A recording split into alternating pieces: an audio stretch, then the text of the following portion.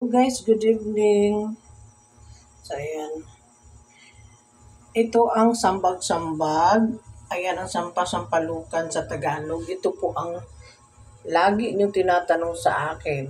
Ayan ha. Ang, ang palatandaan ng sambag-sambag ay meron siyang bunga sa likod ng kanyang dahon.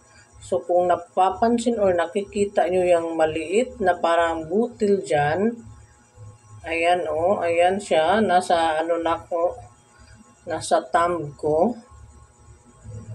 Ayan po ito. Ayan ang mga bunga niya guys.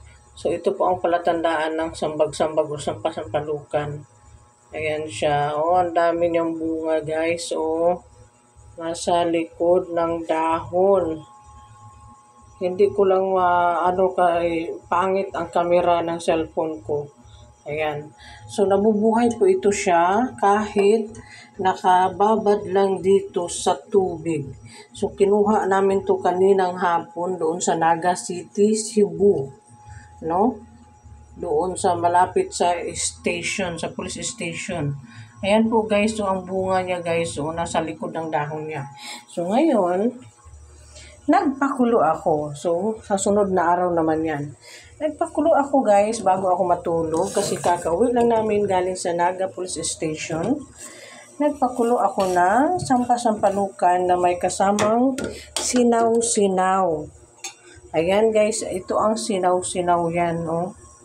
Ayan, pinaggunting-gunting ko lang siya. Ayan ang sinaw-sinaw. Tapos, ito naman yung sambag-sambag, yung may ugat. Okay, so sa palaging mga nagtatanong, itong mga video ko hanapin nyo lang ha. Gamot ito sa mataas na uric acid. Ito po ang dalawang pinakamabisa na pa-lower ng ating uric acid. Tsaka ng mga kabuhion dyan or may mga laging may kabag or yung GERD ha. May gastrointestinal disorder, ha? Mga ganyan. Gastroesophageal, saglit lang guys. Tapos, ito may cloves naman ako ditong nilagay sa mug ko. Kalahating kutsara po ito, ha? So, ayan, i-turn off ko na ang aking pinakuluan na sampasampalukan tsaka sinaw-sinaw or kanang pansit-pansitan. Okay, so, kung ikaw nanonood dyan ngayon, share na ang video at paki-comment, no? Maraming matutulungan sa pamamagitan ng video na ito. Ha, paki-share na. Tapos, ayan, bukod sa pang-lower ito ng uric acid natin at panggamot ng ating mga GERD, ng gastroesophageal reflux disorder,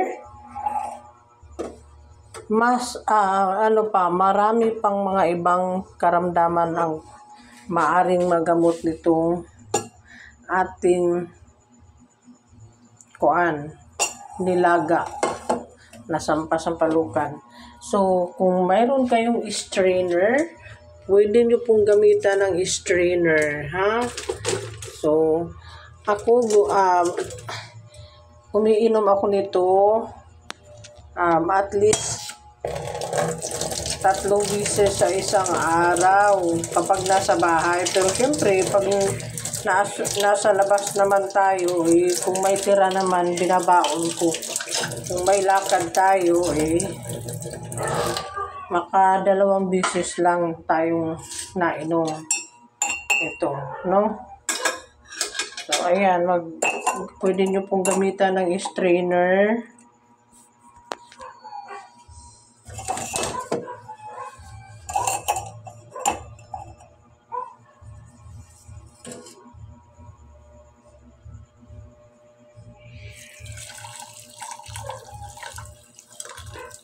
Natapon.